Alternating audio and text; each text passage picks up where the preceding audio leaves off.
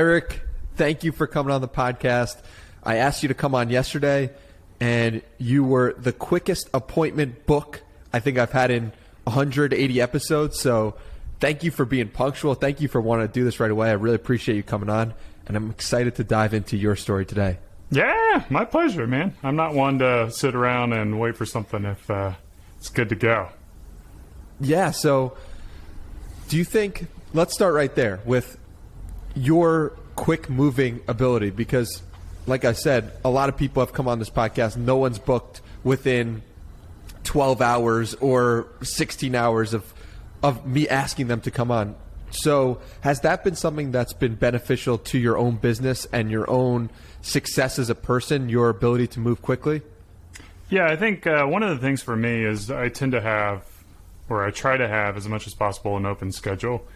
So I don't want a lot of things planned ahead of time. I like to have the flexibility to be able to do the things that I want to do when I want to do it. And if there's something that's open and something that's open for you might as well just get it done with. So the more you can do in a shorter period of time is kind of like a productivity hack, I guess. I don't know.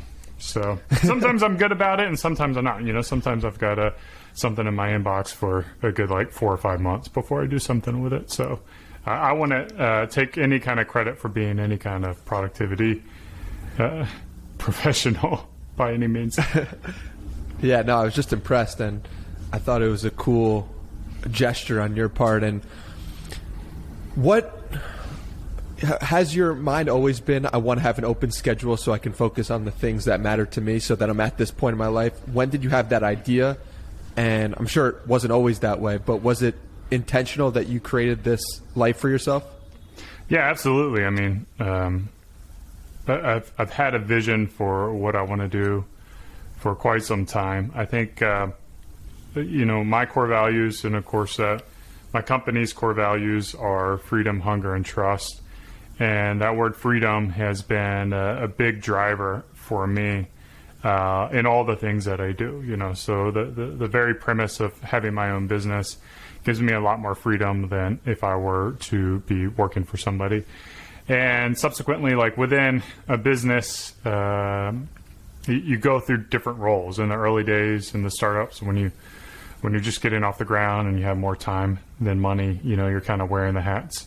And then as the company grows, you're able to hire people to help with the things that you're not as talented at bringing value into. So you're able to level up the business by bringing great customer experience people and great marketers and great operations people. And that allows you the freedom to move into a role. Now, as an entrepreneur and as a business person, you can go in whatever role you want. So if you like operations, you can go that direction. If you like vision, you can go that direction. If you want to hire above you and just kind of stay within your role, whatever that may be, working on the things and in production, you can do that as well. So that's the beauty of having a business, is you have that freedom to decide what kind of things you want to be doing within your company and then build a team around you. And one of the things that I've always felt like my skill set is going to be in vision and being able to see the future and kind of make those big decisions that will help guide the business in the right direction.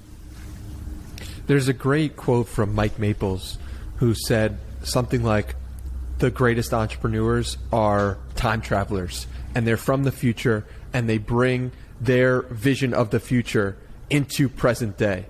Has that held true from your perspective as well? And what has your role in being in the future? 6 years ago, you were on Shark Tank, and it was they didn't believe that the future would be what it currently is, according to a tweet of yours. So I'm curious if that is held true.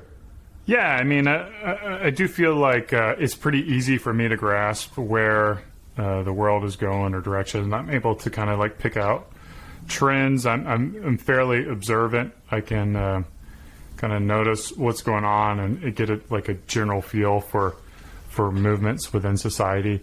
And, we launched Beardbrand. It will be 10 years in February that we launched. And I saw this movement for guys in environments that traditionally didn't have facial hair starting to wear facial hair.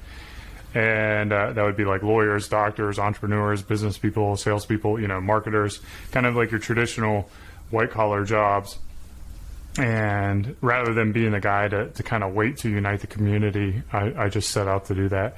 And in those early days, I got a lot of, blowback, like, who's going to wear beards, or like who's going to put products in their beards. And, like they didn't get the vision.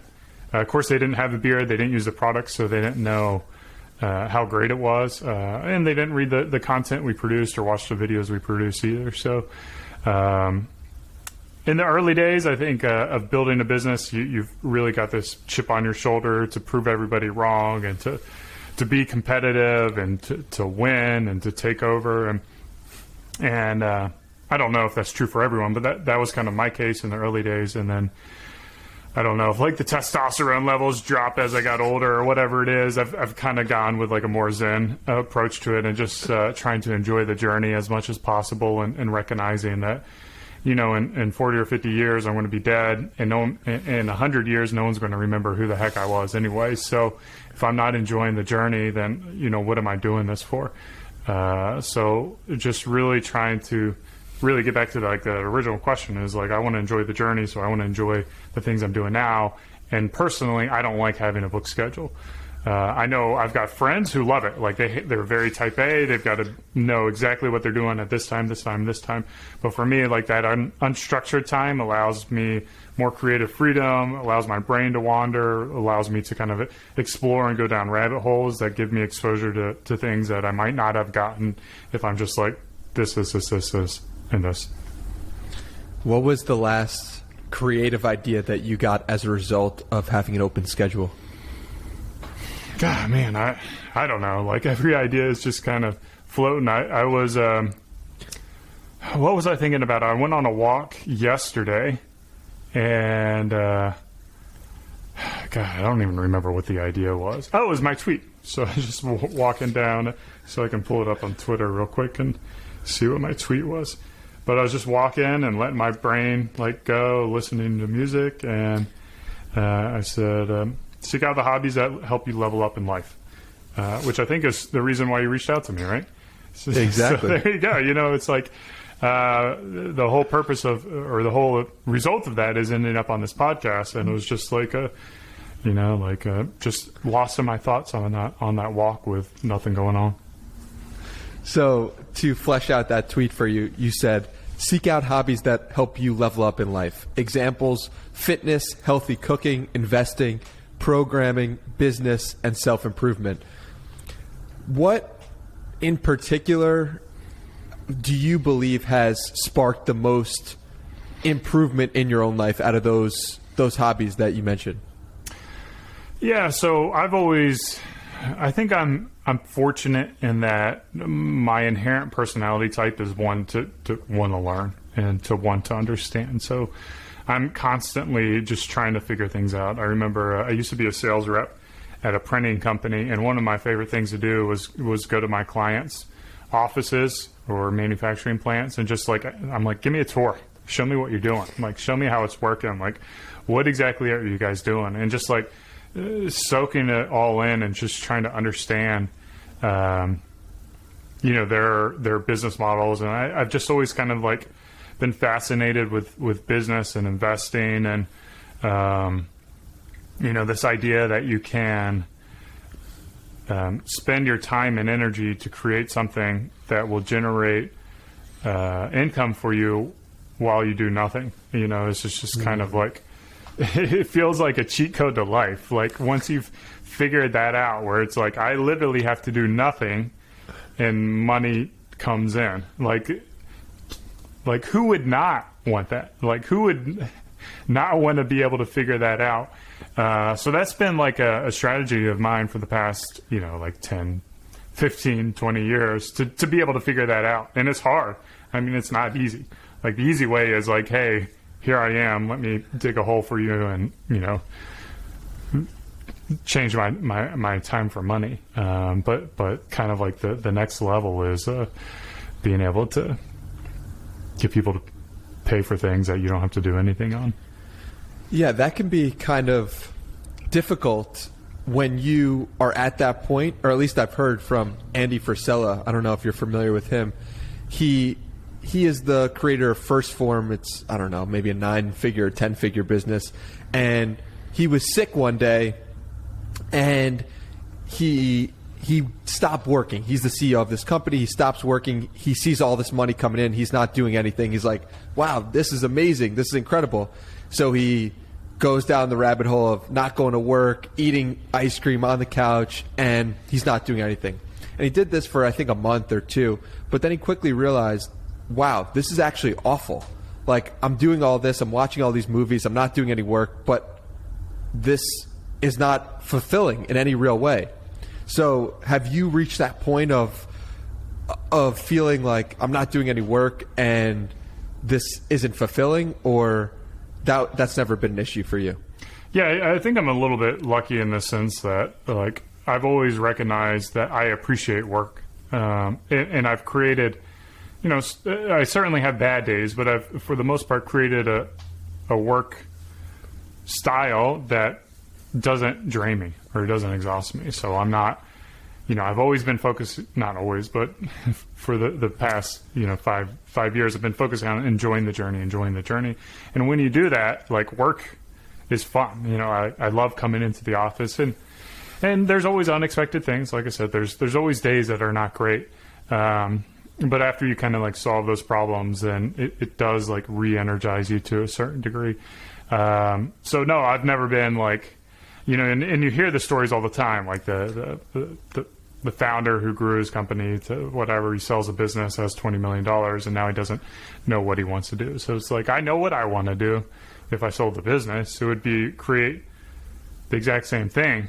So if I'm going to create the exact same thing, like, why not just work on what I have here until I can't do it anymore, until I'm incapacitated or dead or, or like ultimately burnt out. But I think if you grow a business large enough, then you'll always be able to be there, even into like a mentorship role as you try to help, the next generation take over the business and run the business. So there's always work to be done in a business, and there's always problems to solve. And this is actually something I'm pretty passionate about, because I see entrepreneurs all the time. Like the glory is like, you grow this business, you sell it, you get on the cover of whatever, you're a unicorn, you raise all this money.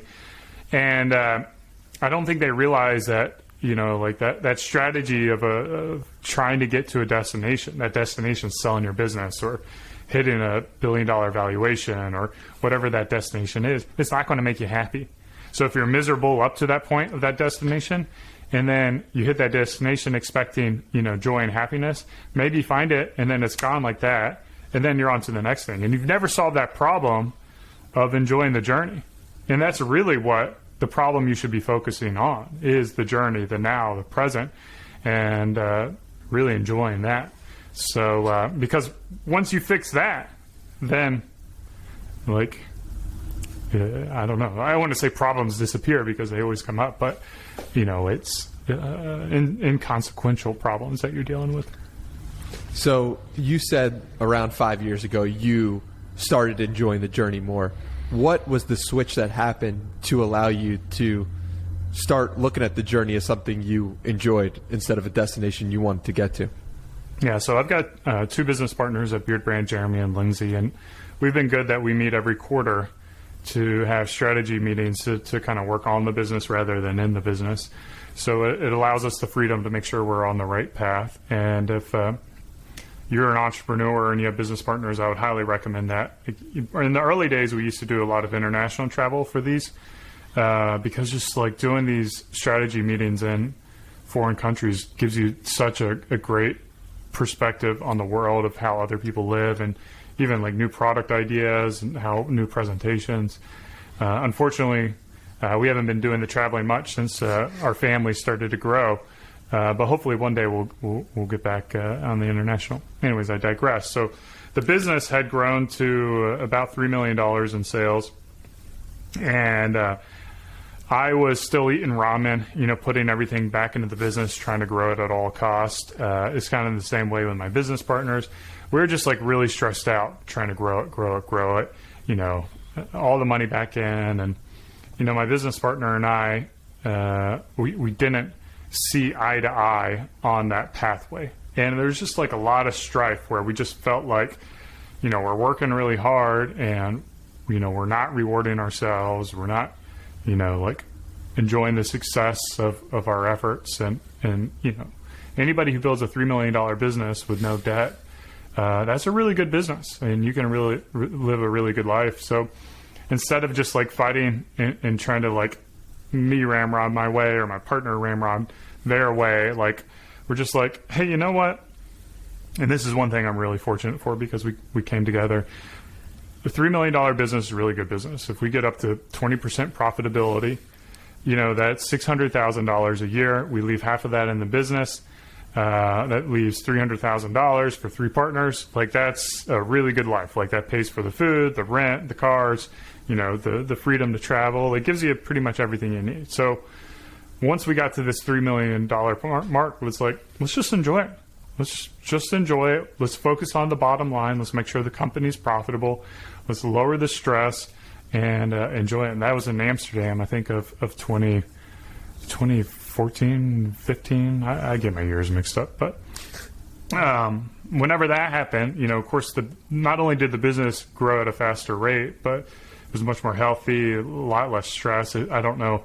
For anyone out there with business partners, when you argue with your business partner, that's not fun at all because you're not working on your business at all. So being able to come together and, start walking side by side rather than, being a little more confrontational was such a huge change. And ever since then, like business has been a lot more stress-free and we've had wins and we've had losses. And, I really enjoy it and I feel very fortunate to be part of it.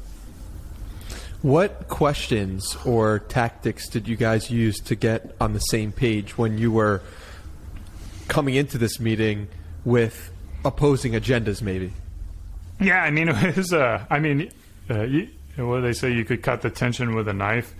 It was like, and it was, we're going to Amsterdam and I think we're staying in the same Airbnb and, like, we were at different points with our family. Like I was married with a kid and, one of my business partners wasn't married at that time. And it was just like a different perspective on the world. And I think the big thing was just like getting vulnerable and like opening it up and being like, here's what's going on. Like, here's why I feel this way. And, I'm fortunate that my business partner, like, is able to, kind of like tell their story in a way that allows me to get a better perception. Because sometimes I'm not a very empathetic person. It's just like, here's what I see, we go and we do it, which is valuable in some cases, but in other cases it can present a challenge. And then I'm like, like it all started to click. I'm not the brightest guy in the world. It took them about like 6 months for me to like figure that out. But once I kind of got it, it made sense. And then we made those changes. And so I think it was more of just being open-minded. We have a rule with my business partners that, like we have an ops agreement with everything laid out of like how you do your buy-sell agreement or, how you split the company up and, like all the rules that you're supposed to have. But we just said like, let's simplify that. We've got this op agreement, but for the most part, let's just ignore it and agree to treat each other with respect and agree to work things out when we have issues. And like those kind of 2 rules are really the ops agreement that we follow. And when you work to understand people and be respectful and, understand that it's a partnership that you're trying to go together and it's not, me versus my business partners and I'm trying to get ahead of them and I'm trying to get more equity and I'm trying to do, like that's messed up. Like if you're trying to build a business with somebody and you guys aren't aligned and, like you almost see them as like a competitor within the business, then that's not healthy at all. And I've seen it happen too, like with other entrepreneurs and, like bridges get burned when you do that. So I would recommend as much as possible to think of your business partners as partners, like similar to how you think about your spouse. And and being able to build a long-term, 20, 30, 40-year relationship with them that is fruitful and enjoyable, and that you enjoy being around them. It's hard to do because I do think with your business partners, you want to be aligned philosophically. So being able to find people who you align philosophically with but have complementary skill sets in the business is really like the magic formula for partnerships. How do you think that it got to the point where you guys were adversaries? I assume you didn't start the business viewing your partners as adversaries, but maybe you sharing your story of how you guys became adversaries, if you feel like you did, would help somebody maybe in a similar spot. I wouldn't say that we became adversaries. I wouldn't really describe it that way. I would just say that for a period of time, our vision wasn't aligned with how we wanted to grow the business. So, I wanted to grow at all cost, eat ramen. And the reason that I could do that was because my wife was working and she was making all the money. So it didn't matter if I made any money. And then my business partner, they didn't have a partner, a spouse, to be able to put food on their table. So that person had to make money in the business. So they weren't willing to eat ramen and live out of a trailer or whatever because they couldn't, so it was kind of hard for me to understand that in the early days, and a little stubborn because I saw the big potential for Beardbrand, which was this $100 million company, and then we would be making all this money, and it kind of, again, like going towards that destination versus enjoying the journey was really where the primary conflict was. And then once we got on the same page with that, it was, but everything else within the business, like we still wanted to build like a premium men's and grooming business, and what we were actually doing with the business was always like together. So it was just working through this one issue that we had to resolve. You mentioned that vulnerability and being open was so important to that journey, and I'm curious about the content side of things. You've been so vulnerable and so open about your own journey, your own story, your own insecurities, and we can get into those, but I'm curious what inspires you to be so open on the internet about your own story. Yeah, I don't think there's anything that inspires me. I think it's just like a function of my own stupidity. Like I just can't keep my mouth shut sometimes. And everybody's got those friends who just says things that they shouldn't say, and I'm just kind of one of those people. I think there's a trait of my mother that I picked up, and I would say for the most part, it's nothing that I'm upset about. I'm totally fine with doing it, but I just feel like if there's something like the way my therapy, my self-therapy is, if I have a thought in my brain, I got to put it out to the world. And then, I don't need everyone to agree with me, but like, I just need to like verbally dump all this stuff. Like, that's just how I process my dark times in life, is just like verbally through communications. And I think a lot of people, I guess most people aren't like that. I think most people just internalize, they put on a mask, and for me, I can't do that. Like, I can't fake it. Like, I'm a terrible faker. Like, if I have any kind of like secret or thought, like, like you can tell in a heartbeat that something's up. So so like for me, like I just I share it, and then I'm a product of the internet. I've been on the internet since like '94. I was in the AOL chat rooms. I've had all sorts of like weird things happen to me on the internet, so I can handle the things that come from it. Like, I can handle all the trolls, I can handle all the haters. I got no like concerns like over weird things that people have concerns about. And then like also I'm secure with who I am as an individual and what my beliefs are. I've thought a lot about my thoughts. Like I've invested hours and hours and hours, like hundreds or thousands of hours, like refining my beliefs. So I feel pretty confident that I can stand up to scrutiny, And ultimately, like I feel like I want to make the world a better place. I want to inspire people to be better. I want to, help them love themselves. I want to help them have confidence. And, I do believe in, not being a victim and, living a life of your own choosing and taking responsibility for things that you have, because that gives you control over your life. And the minute you're a victim, that means you've taken whatever control you have over your life and you've given it to somebody else. And if you're giving somebody else power over you, then how are you going to improve your life?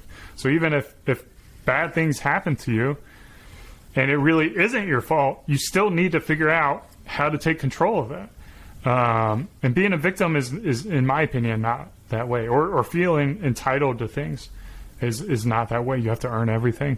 And recognizing that, life isn't fair, like there are disadvantages that I have that you don't have, and there are disadvantages that you have that I don't have. And, like recognizing the value that we bring in the world and leaning into that. And, it's like Beardbrand's never going to be, like a multi-billion-dollar company like what Elon Musk is building. And that's okay. Like Elon Musk has billions of dollars of wealth. And I don't have anywhere near that, and that's okay. Like I can still enjoy life. Like I don't need to take him down. I don't need to take money from him for me to be able to enjoy life. I can enjoy life with all the tools and the resources I have. And I believe strongly that every single individual in the world is able to find happiness and joy in the life with the things around them, especially considering like the advances we have in life compared to like 300 years ago, where people were living happy lives. So like if they could find joy with like candlelit things, like you're going to be able to find joy now being able to drive through a Starbucks and get some coffee. Like life is really, really good. Like it's an amazing time to be alive. I couldn't agree more. And you gave me so much to dive into. One of the things you mentioned was about self-awareness and spending a lot of time with your own thoughts. What does that practice or practices look like for you? And when did you begin to implement them, and how does that work for you, looking at your own thoughts? Yeah, I like it goes back to earlier in the conversation where I just like to think. One thing I don't want to be is a hypocrite. Like for whatever reason, the idea of being a hypocrite really bothers me. Like I don't want to say one thing and do another. And I think to a certain degree, you're always going to have that. Like there's going to be times in your life where you say one thing and do another. But I also so I go down this pathway of like, I love freedom and, I believe in, like individual sovereignty or private property. And like, what does this mean? And like there's another tweet I just made. It was like, don't say, no, you can't do it. Ask, how can I do it? So it's like, how can we build a society based on freedom? And what would that look like? And just like trying to figure that out. Like, how do I do it? How do I answer? Like, how does this work? Like, I don't know. Like, that takes me down like a rabbit hole of different ways and different pathways. And as I go down these pathways and I consider, I'm like, oh, this is interesting. Like, this seems like it's on the right pathway. And then I'll hit this like kind of like really a roadblock where something is inconsistent and it doesn't make sense to me. It's like, well, why does it work for this principle but not this principle? So one of the big things for me is, I label myself as like a voluntarist, which essentially says I believe that society should be built by people who engage in voluntary interactions, and it's built on the premise of private property. So like if you have those two foundations, then everything kind of boils down to that.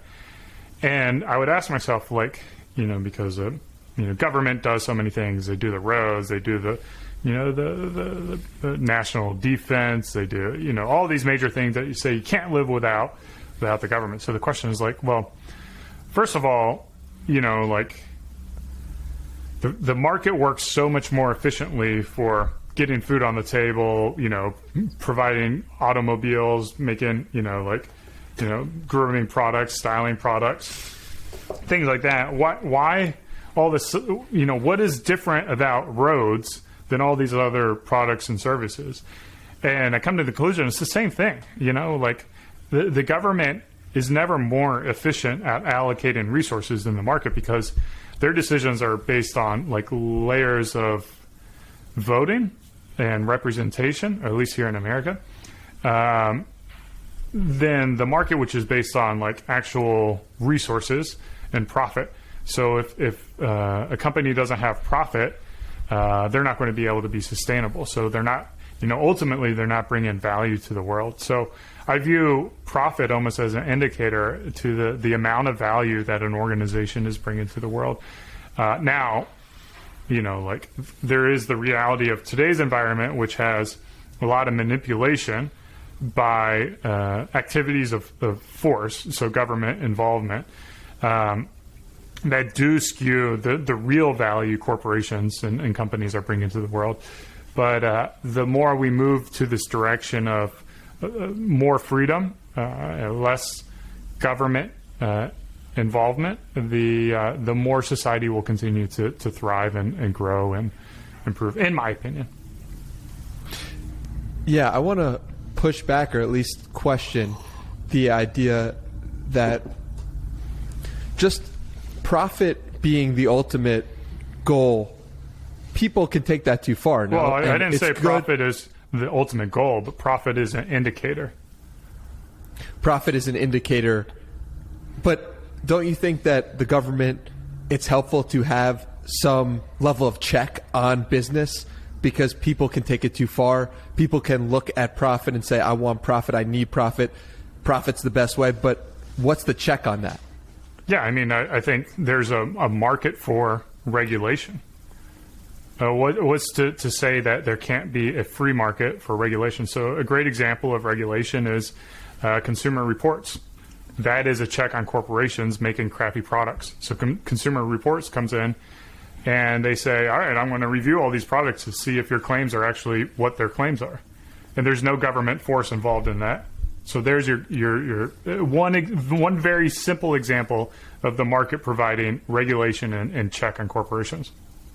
And that can happen what about in a variety of other ways that we can't even imagine, that are stifled because organizations are essentially either competing with like 100% subsidized organization, or they literally can't. Like if they try to create this business, they would go to jail. They would be put in jail for trying to do this business. What about police and fire? Like you want to call 911, you want... Yeah, I mean, well, again, like... You want service right away. Well, exactly. Well, first of all, are you getting service right away? And second of all, these things currently exist. They're called private security forces, and people pay for them. Like the mall security is a perfect example. So it's just delivered in a different way. And if you want to prevent your house from burning down, there could be alternative solutions that might be better than firemen, like building more capable in-property, fire suppressants, or buildings that are less likely to catch on fire, made out of concrete versus wood. So there's all these alternative solutions that you may not think about in the free market when your decisions are based on profit rather than based on, voting or force. So it doesn't necessarily mean the solutions that we have provided by the government are the best and they should be emulated in a totally free market. Yeah, I appreciate the perspective. And I'm curious, like we were talking about the way in which you analyze your thoughts. Do you have a specific practice that you use, or you do? Is it journaling? Is it long walks? How do you evaluate your own thoughts? Yeah, I would say, to kind of get lost in my thoughts, walking with headphones and music on is a great way to do that. I also love conversation. So like the very things that we have now where you push back and you're like, well, this is dumb or this is dumb.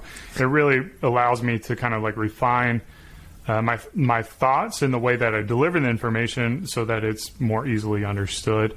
So I love conversation as well, and whether it be conversation online or in person. Yeah, conversations really are the best mirrors for your own thoughts.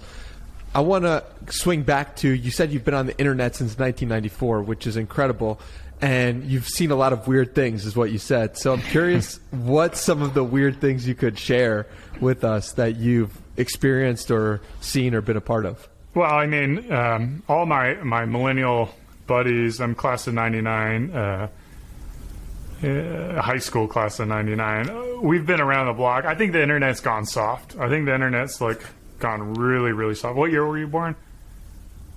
1995. Okay. So I've been on the internet longer than you've been alive. Correct. You grew up with it. And I think by 2004, when Facebook really started getting a lot of traction and we kind of saw this almost like centralization of the internet. In the early days, the internet was just like really wide open. It was just like everyone had their website. I had my, GeoCities website or my members.aol account, my little webpage there. And, in the chat rooms, like, it's called Rickrolling now, but we wouldn't Rickroll with like Rick Astley. I don't know how to pronounce this. Anyways, we would Rickroll with like the most disgusting photographs you could ever imagine. So, what does that mean for people who don't know what Rickrolling is? Or okay, so Rickrolling is like when you provide a link to like a news article, but instead of the link, it goes to a video of I'm never going to give you up by Rick Astley. How do you pronounce his last name? I don't know. Rick Astley. We'll just call it Rick A.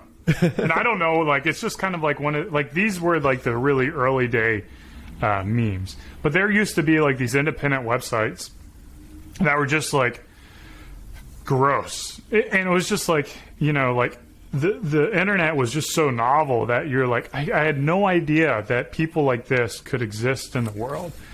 And and you're just kind of like sucked in to like just be able to like what is this? Like what? Like, so, and like all the memes, these are all kind of like memes at the time, but like 2 girls, 1 cup was, I don't know if you've seen that or referenced that, but like that kind of stuff would like just go around the internet and we would just share it. And it was just kind of normal. And like nowadays, like everyone would be triggered and, like they'd need therapy and like, they're the victim because they got Rickroll or, but it just seemed like back in the day, like it was just a lot more innocent time where you could just do things that were a little more inappropriate. Like we just had tougher skin, I think. Why does it bother you? It seems like it bothers you that the internet's gone soft. Why do you think it bothers you so much? Like I think it goes back to that whole like freedom thing. Like I think, like I grew up a gamer as well. Like in the gaming communities, like you hear everything. There's slurs going around. It's just, I think it's almost like this release that people are allowed to have on the internet where you can do these kind of, inappropriate things, do them anonymously, and then in real life just get like back. So it's almost like a release. And I feel like if people don't have this release, and like everything, it can develop into unhealthy habits, I'm sure. And I'm sure there's, like people who have been exposed to things on the internet that haven't helped their lives. But I don't know, man. I'm just somebody that's not a prude, and I'm not a softie, and it's just boring. It's a boring life if you got to walk on eggshells all day long. And I think Dave Chappelle's like this too. He tells these really inappropriate jokes, and people enjoy it. It brings joy to their lives, and they laugh, and it's fun, and it's just, I don't know, like they're trying to get rid of humor, and everything's going to be serious, and no one can get offended anymore. That's just not a life that I want to live. Yeah, but it's interesting because you want to draw a line between what people can say, and if someone would say something the same way to you in person versus saying it online. Like saying racial slurs to someone on a video game, how is that going soft? I'm curious from your perspective. Like, should people be allowed to say racial slurs on a video game? I mean, people should be able to do whatever they want as long as they're not, like, beating people up, and but so inconsiderate, that could hurt someone's mental, that could hurt someone's idea of themselves. Like, it seems like an inconsiderate way to treat a fellow human being. No, I think it's also like, I can lift weights, and if the weight's too heavy, I could fall, and that would hurt me, right? I could be hurt by weights, by doing something that's too heavy for me to be prepared. But it's that act of facing that adversity that allows me to level up and gain. So if everybody is coddled throughout their entire life, the minute that something hard happens to them, they're not going to be prepared to handle anything. And if you're telling me that the thing that is so hard to you is some random 12-year-old kid just like rambling off some things that he knows or she knows nothing about you, and you're offended and that takes you down, then holy shit, you are not ready for this world.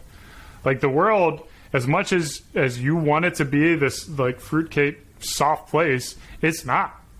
You're going to deal with hard things. You're going to deal with criticism. And the reason that I'm able to find success, the reason I'm able to say things publicly is because I've dealt with all those things. I've heard it all in the early days, and they just bounce off of me now. And it's no big deal because I've been able to level up from those experiences.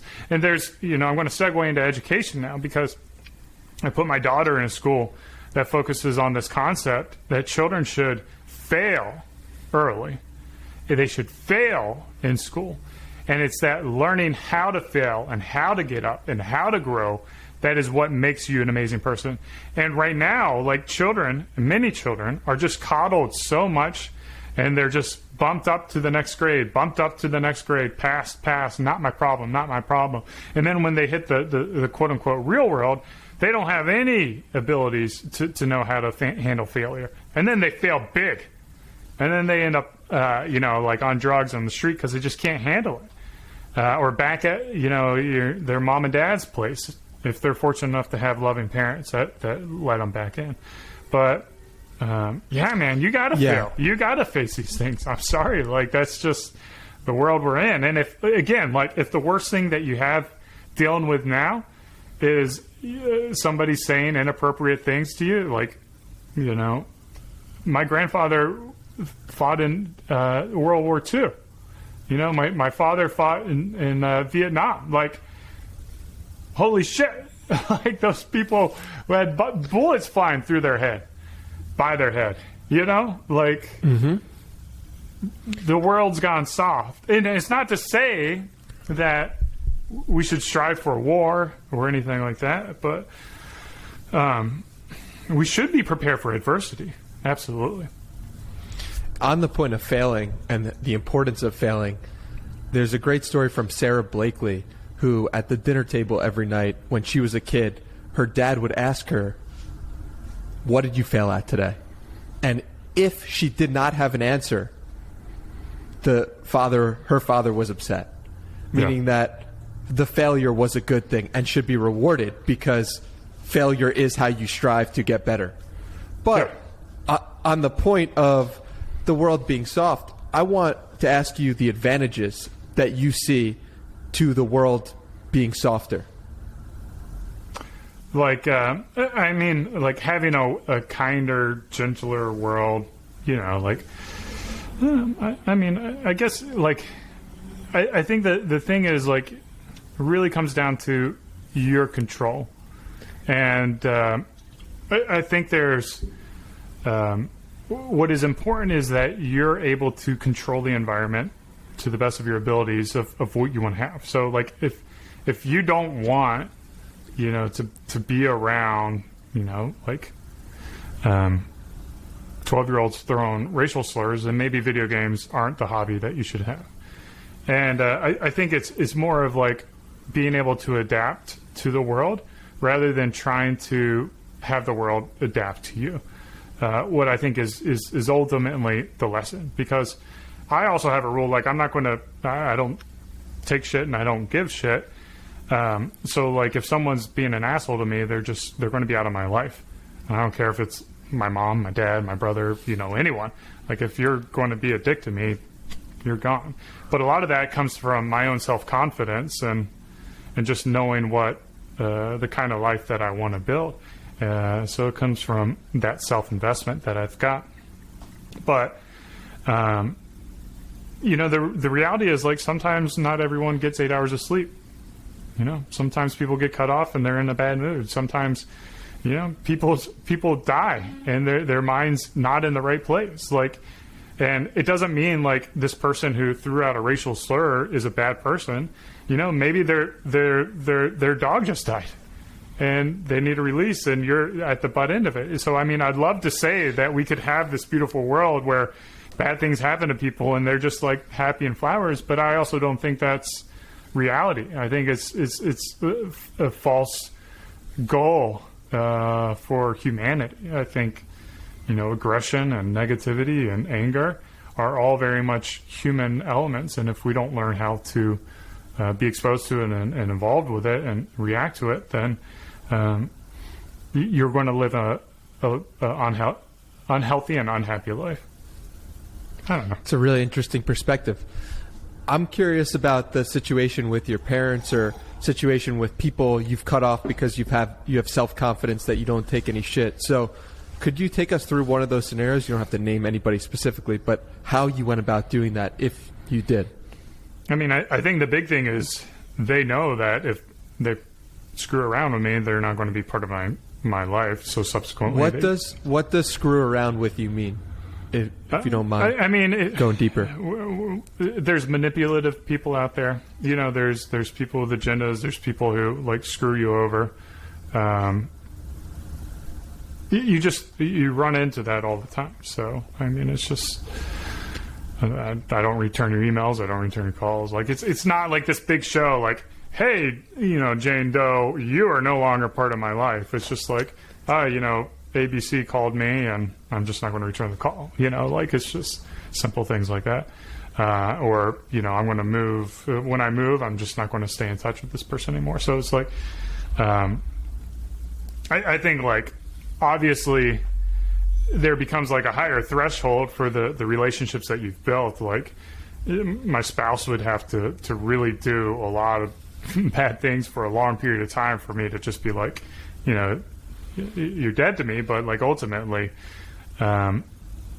if you're not willing to defend yourself, who are you willing to defend? You know, only you spend 100% of your time with yourself. And if you're just a punching bag for people to be taken advantage of, then, you know, what good are you? You're like, you have to defend yourself. You have to put yourself first. And that's ultimately what it is. It's just like my self-preservation and my self-health and all this, my mental health, my physical health, all these come at a higher priority because I can't do anything if I'm not here in the world. Like if I'm too sick to breathe or to go upstairs or, you know, to be able to have a good conversation. So, yeah, I mean, I'm not going around burning a lot of bridges. In fact, I probably have very few bridges that get burned because of the boundaries that I set.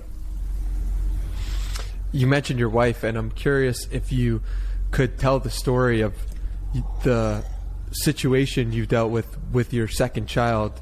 It was incredibly moving from doing research on this conversation. I'd love for you to share it here if you don't mind. Yeah. The 30-second story is my wife and I deal with infertility. We started trying to have kids back in 2008 and just had a string of miscarriages. And, of course, we went through the leveling up steps of trying to have a kid, and which ultimately resulted in IVF. So we went through IVF with an egg donor for my daughter, who was born. She'll be celebrating 8 years here in a couple weeks. So that was a really challenging. It was really like a challenging decade, I would say, for my wife and I, and just the failures that we've had. I don't keep track as well as my wife does, but I think we've had something like 9 or 10 lost pregnancies. So even after my daughter was born, we still continued to struggle with infertility. And we were very fortunate that we did this trip to Denmark a couple years ago, and were able to come home with a little stowaway in my wife's belly. So that's my boy, and he's coming up on a couple years next spring. So we feel very fortunate and blessed. But yeah, infertility is a beast that I wouldn't really recommend on anyone.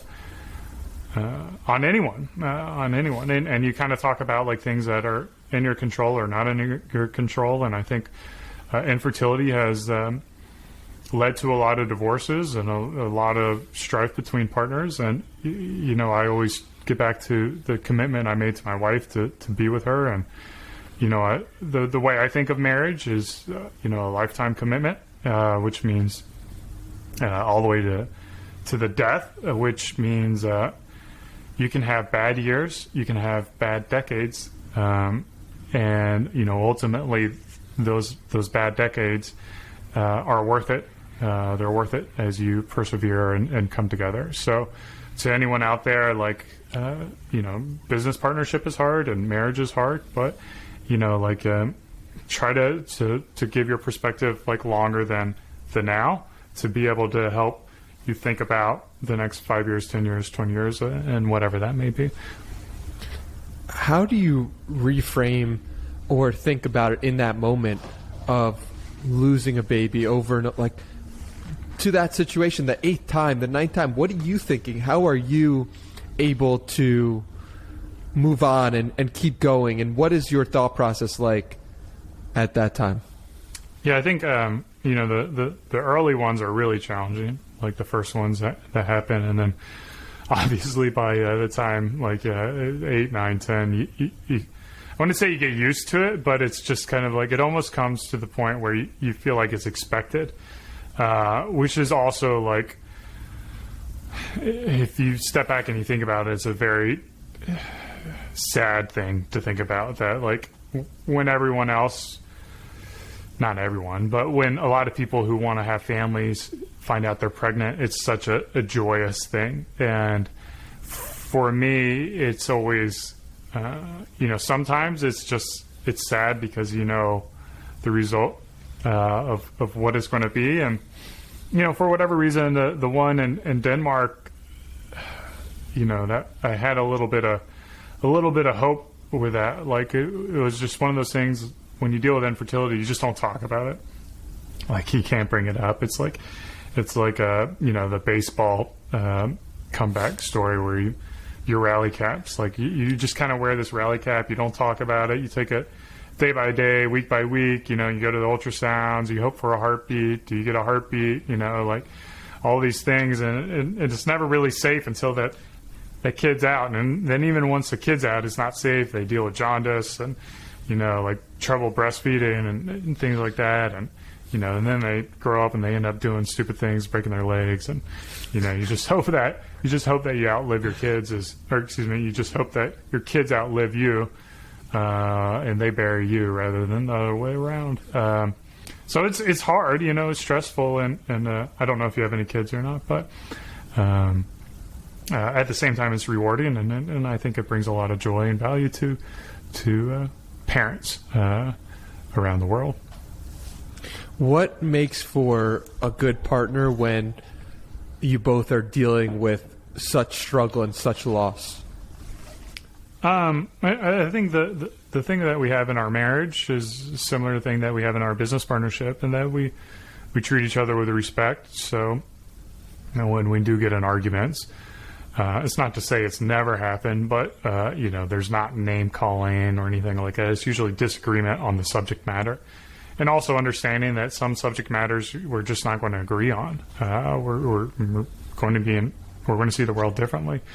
My wife is, she kind of falls into the liberal side of things, and, I'm libertarian, and that means we pretty much disagree on everything politically. And we've been married 15 years, and we've been able to work through that, and we just kind of focus on the things that we do believe on together, and which is just we just enjoy each other's company, we like hanging out with each other. We like to tell jokes, and if we can avoid the political conversations, things will tend to be good. But every once in a while, every couple months, we'll start arguing about this or that, and it's hard not to in today's environment. But I think it's just that goal to have respect and to work things out. Yeah, you have this tweet saying, next month my wife and I will celebrate 15 years together. We differ on probably 80 to 90% of political views. It doesn't stop us from loving and respecting each other. Please find love in your heart to respect and be considerate to those with different outlooks on the world. How do you find it's best to respect and be considerate of those with different outlooks, especially in today's climate of high intensity in terms of views and beliefs.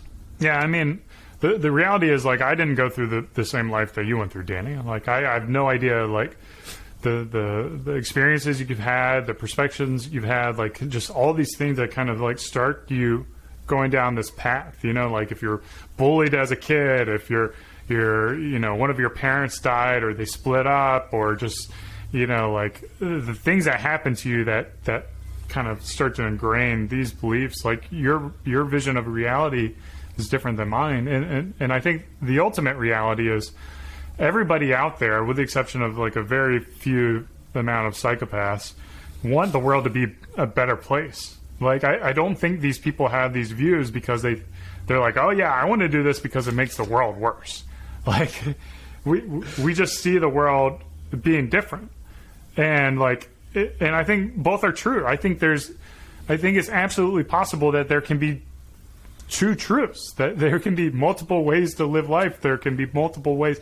So I think that's why I go back to like, kind of like this anti-government spiel that I'm on, is because like government's trying to tell 300 million people how to live life. And the beauty of America is like you have these little nations that came together and were like, we'll just trade, and then we'll run our little nations the way we do. And then you could have all this like different styles of governance. And the more we can get back to that, where ultimately, you know, the governance comes down to like the family unit or the neighborhood, then you're really able to have so many different truths on how you can live a great and amazing life without kind of pushing your ways onto other people. And I think a lot of individuals are insecure with their own beliefs. They may not recognize this or see it, but they leverage that insecurity by pushing other people to behave the way they are. So I'm confident in the way that I live my life and the choices that I make and where I go. Like, you can say I should be this way all you want, but it doesn't bother me for you to do that, because I know my way is the way that's great for me. And subsequently, my way may suck for you, Danny. Like, it may be terrible. So I'm not going to tell you to have a wife and kids and da-da-da-da. Like, I think it's great. I may sell you on the idea, but, you know, if you decide to go a different way, you decide to go a different way. No big deal. Yeah. I think also that a lot of people who have different beliefs than you are also confident that the beliefs that they have will help you, and confident in themselves, rather, similar to you, that the beliefs that they have will help you as well. But yeah, I mean, it's very interesting. But yeah. I want to talk to you about... I think just to add on to that, that's very presumptuous. Very presumptuous that you would know, like, that me, Eric Bandholz, would know how to run Danny's life better than Danny. Like, I just think but don't you think that some people have trouble making decisions and trouble with certain areas? Because how would I know the best way to tackle certain things? Well, like, I don't know the best way. I don't know the best way to tackle certain things. So it's helpful to have outside parties come in and help me with those decisions. I don't know how to create a police force. But you need to seek that out, right? That's a Danny seeking out that information. It's not me coming to you telling you what you're doing is wrong, right? It's the same. Like, ultimately, it's the same thing. But it's, you know, it all starts with you saying, "Hey, I'm not good at finance. Let me go research it and find some stuff," or follow different people who talk about finance. And then all of a sudden I start to learn it. I get a little better about it. And then I find people who I agree with and I disagree with.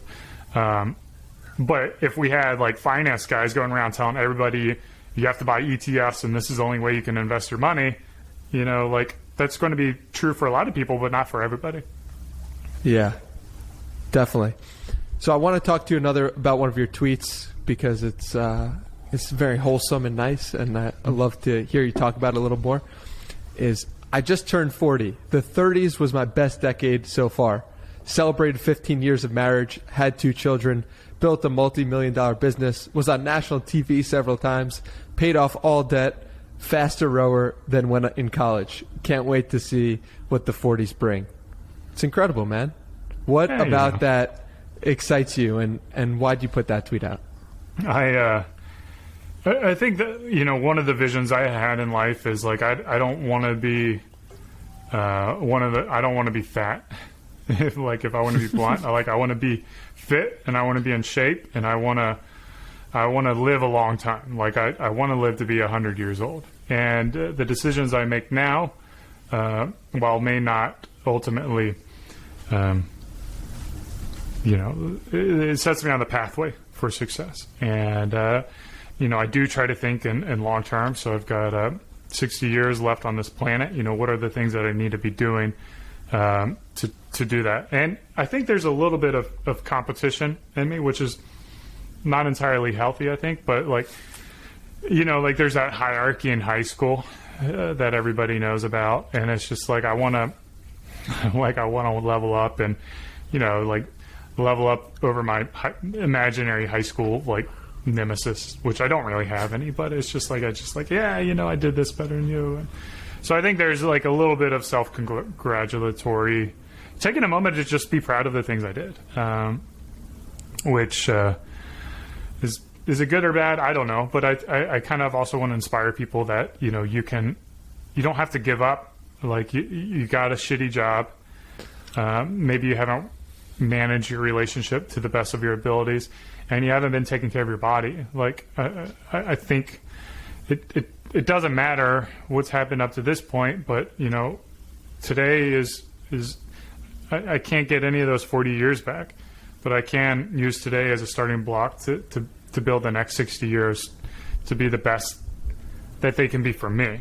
I'm never going to be, at this age, I'm never going to be Usain Bolt. I'm never going to be a world-class athlete. I'll probably never be a space engineer or whatever.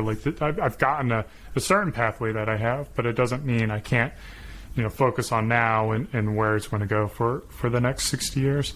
But yeah, I really think the thing that doesn't get shared in today's environment, where we celebrate, the richest, the wealthiest, the fastest, the most athletic, is the person who's found balance in their life.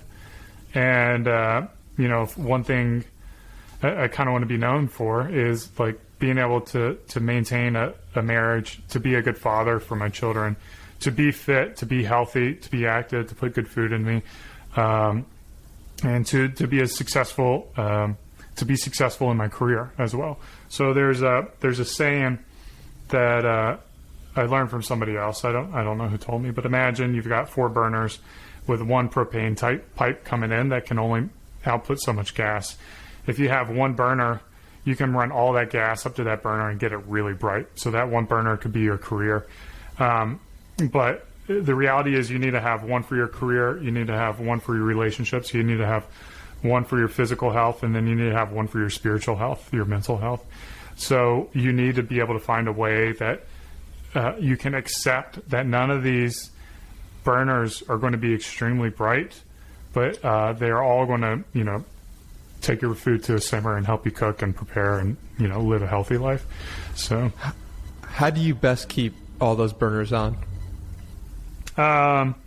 It's really, it kind of goes back to the conversation where we talked about being willing to block people out of your life. You have to be confident with your decisions to know that you're worth it.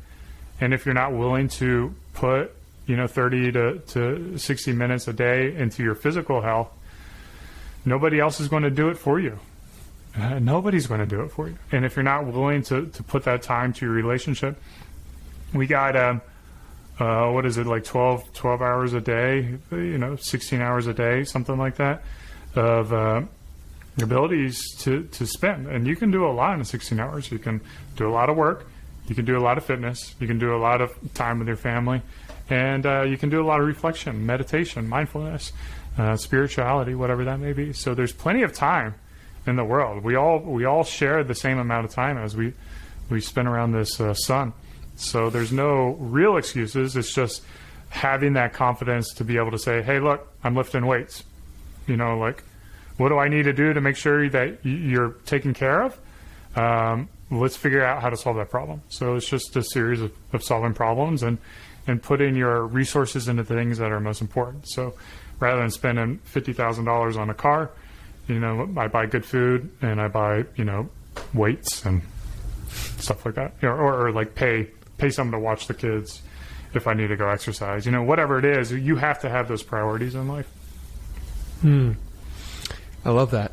And before we go to a close, I love to ask the question, what advice you have for someone pursuing the highest version of themselves, whether that's mentally, physically, spiritually, emotionally. What advice do you have for that person? This is like a shameless little plug. I've got this little book here called the Book of Reminders. We give this out with orders during some periods of time. And these are like the 9 reminders that I generally just kind of tell myself as I face adversity in life. And I think Could you read them out for people who maybe are listening? So it's 9 different chapters, and I almost think about it from your birth to your death, and as you face different adversities within those stages of life. But the reminders are going to be valid for any point in your life. So the first one is breathing is your first love, which is a reminder, like, just focus on your breath. Like, center yourself, breathe, block out the external world, look within. And then love is your first gift, is just a premise that, like, people like to overcomplicate life. If you could just share that love, that's going to resolve a lot of issues. So just think about how you can share love in your life, whether it be, your partner, your spouse, or just the person who's taking your order at Starbucks. Your uniqueness bonds you to those who are different. Kind of talks about just how we're all different. We all come from different lives. But we also, because of that infinite uniqueness, we also have many things that we share together. So it could be, sharing this podcast experience together, or talking about the weather, or, talking about our age group or fitness or whatever it is. There are things that we can do to be able to connect with other individuals rather than focusing on the things that are different, because there's also a million things that we could get upset about because they're different. So instead of focusing on the differences, focus on the things that are the same. The world owes you nothing, and it owes you nothing. Excuse me. You owe the world nothing, and it owes you nothing. Kind of gets back to this entitlement thinking versus martyr. You've got to find balance in there, because ultimately the world will take from you if you allow it to take from you. So it's just kind of talks about like entitlement thinking and victim mentality and being a martyr. Invest in yourself first. I've said this like 20 times on this podcast already. I don't know if it's like beating a dead horse at this point, but I prioritize my life. Yeah, I prioritize my life. So it's always, Eric first. And for some people, it's like God or spirituality, but to me, that's kind of one and the same. Yourself, your spirituality, your mental token. And then for me, it goes to my wife, and then it goes to my kids, and then it goes to my close families and my business partners, and then my, cousins, and then like close friends and stuff like that. But because I have this prioritization, I know it's like, well, should I go out drinking with, some random business person I just met, or should I go lift weights? And like, where's my prioritization? It's like, well, I should go lift weights because I want to live to 100. Haters are going to hate. This gets back to being able to create content, put work out to the world, and recognize that people are going to criticize. And some of those criticisms are love. And being able to distinguish those criticisms from love and hate is a really important thing. So I love criticism because it helps me level up my game. But I don't like, just hate. And then if I'm getting hate, it's just like, haters are going to hate. Just go on, do your thing. The things that you own you, is a reminder to not chase material possessions. The bigger house that you have to fill it with furniture. It gets harder to sell. You're kind of restricted by that. You can't live life without purchasing things. So you need to, again, like everything, find that balance of what is the appropriate amount of things, and not buy things chasing, trying to fill a void. So you buy things because they do bring value to your life. Life is fluid and always changing, is a reminder that the things that happen in the past happen in the past. The things that happen in the future are different. No experience is ever going to be duplicated. We could have another podcast, Danny, but the next time we do a podcast is not going to be the same. We're going to have different conversations. So it's a reminder to focus on the present, being here right now and enjoying this moment as it is. And a couple of big takeaways with that is like, if there's something that's shitty in your life that happened in the past, just leave it in the past. You don't have to bring it back to the present at all. And then if something was great that happened in the past, continue to bring it back. Like, look at those photos, relive that trip that you did with your family. Like, bring it back to the present. And then subsequently, if there's something in the future that is making you anxious, bring that to the present as well. Like, what are the conversations that you need to have to overcome any kind of adversity? So, like, bring things to the present and be in the present. And then the last one, I went kind of woo, but it's like, you are the age of the universe. Like, all the atoms come from elements that have been around forever, as far as we know it, according to science. So, like, it's really unique to think about the iron and the carbon and whatever minerals come to your body to make you for this very brief moment of time. And then when you die and you pass, like, you have like a little bit of imprint, like, my iron will go on to feed the worms or whatever, and then the worms will live. And it's just kind of like this more, it's not really like a traditional like Buddhist rebirth kind of mentality, but it is an actual, the science element of it. It's like, you are literally going to continue to exist forever, or the physical things that make you up. So it kind of gives you like that, or it gives me kind of that comfort of knowing that for some reason, my soul was able to bring together inanimate objects to bring life to it, and then hopefully they continue in part of bringing life and maybe not bringing life, whatever it is. But I don't know. I think it's pretty special to think about, like, in the billions and billions and billions of years of existence of these atoms that they come together to make you. Which, I don't know, is kind of special. That's beautiful. And those rules are from where exactly? So this, I sell this on Beardbrand. It's called the Book of Reminders. The Book of Reminders. And it's just like, the whole thing is like, this is like 40 pages. It's meant to be read in like 15 minutes. So for those people who, like are ADD or just want like a quick brief thing. So yeah, you get it at beardbrand.com. I think it's under the gear tab or something like that. And we've got a couple of them you can buy for $10. Those are absolutely incredible. I'm going to be ordering that right away, and I'm excited to dive into it. So thank you for living out those rules today and being present and fully here with me. I admire the way you are able to back up your beliefs with action and your truth and clear thought about it. And I'm really grateful for this conversation. So thank you for being here. And where can people connect with you further? Yeah, well, first of all, the pleasure is all mine. I appreciate the great questions and the insightful look, and also not being afraid to, toss some stones back where needed. My name is Eric Bandholz. I'm the only Eric Bandholz in the world. So if you Google me, you'll find me. But Twitter is probably the place that right now I spend the most amount of time until I find a way to get kicked off the platform. That's at Bandholz. And you can follow him below. We'll link that up. Thank you for being here, and hopefully we'll do it again sometime soon. Yeah, I would love to, man.